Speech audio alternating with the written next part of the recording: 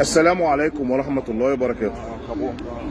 جمهور الزمالك العظيم، يعني مش عارف واحد يقول لكم ايه بجد. الواحد بيتشرف بيكم ومحمي بعد ربنا بيكم، وملناش ظهر بعد ربنا غيركم انتوا.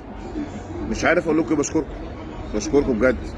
بس عايز اوصل لكم حاجة، يعني انا خايف جدا، يعني خايف ان اتنين لعيبه بزيرة وعبد الله السعيد فارقين لياقه بدنيه زفت، انتشار الملعب زفت. انت بتلعب فرقه متجمعه 22 لاعب، ما بتلعبش فرقه عندها قوام رئيسي وفرقه جامده زي الفرقه اللي هتقابلها الفتره الجايه. الشوط الثاني شوط المدرب، تغييرات، اداره المباراه. لا، الموضوع المؤامره من عندنا احنا، مفيش مؤامره عن الزمالك. امين عمر هو الحكم، كنا عارفين متآمر. نجم الماتش امين عمر. المؤامره عندنا من جوانا احنا، من جوا نادي الزمالك. الفترة دي محتاجة دعم، طبعا محتاجة دعم، بس محتاجة ناس تفكر وتشغل مخها، يبقى عندها سرعة في اتخاذ القرار.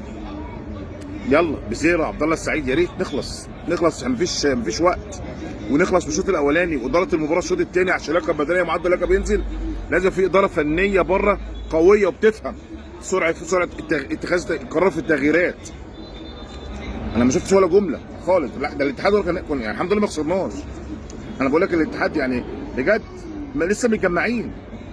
الموضوع صعب، لا الموضوع صعب، ربنا يستر، وانا قلت لكم ربنا يستر بجد. السلام عليكم.